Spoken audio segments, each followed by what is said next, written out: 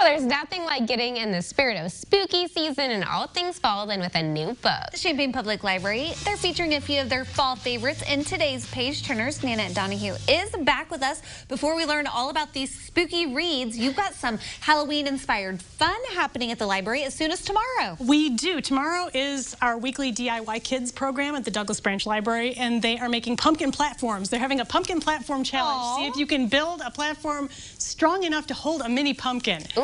This is a weekly program, and they've got a couple of other Halloween and fall themed programs coming up, but it is every Wednesday, 4 p.m. at the Douglas Branch Library. All right, and then a booktacular giveaway. Yes, starting on the 25th through the 31st, kids can stop by the main library or the Douglas Branch Library and pick up a Halloween or fall themed book. This is an annual event. It's really cool, and it's not just scary books, because my kids are not scary book kids, so it's fall and Halloween themed. Perfect. For either of these, do you need to reserve ahead of time? Nope, not at all. Just stop by. Okay, and then they can enjoy a story on Wednesday, October 26th. Yeah, that's our annual Halloween story time, and it's followed by a costume parade, which I honestly think is as much for the staff as the kids, because when the news goes out that it's pumpkin patch parade time, like, staff just kind of trickle down to the children's area to see all those little library lovers in their costumes. Oh, that's so cute. Fun. Yes. Okay, well, also getting us in the spirit of kind of this season are some good new books that you brought here today. You want to start talking about maybe this one towards you? Yeah, I've got 3 witch books for you. I'm going to start with Bindlepunk Bruja by Desi Mesa.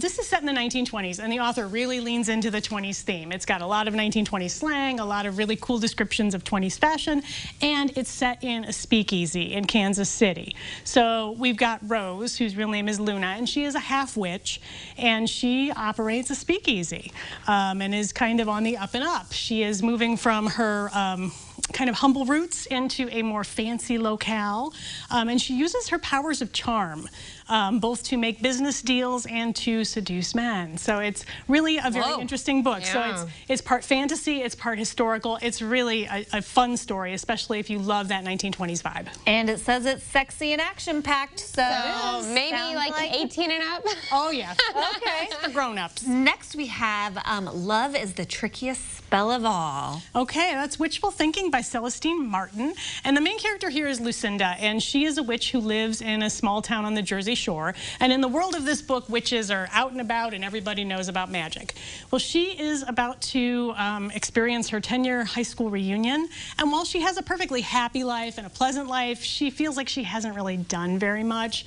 So she makes a wish. The wish turns into a spell, and pretty soon she's doing all these things she never expected to do. Small stuff like singing karaoke or running a 10K, and larger things like falling in love with her high school crush, who happens to be a merman.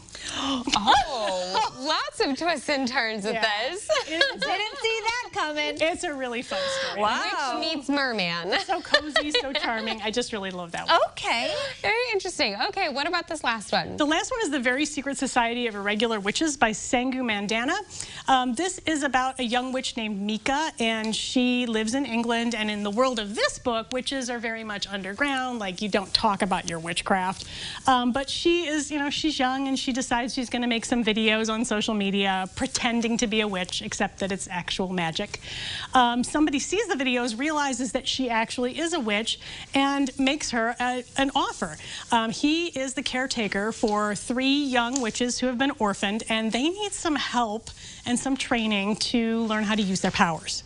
So she goes to this very enchanted manor house. This is set in England, and it's all magical and mystical and enchanted. So she goes to this manor house where she meets the people who live there, who are very quirky and fun, and helps to teach these 3 young witches how to harness their powers for good. Oh, well, that's good.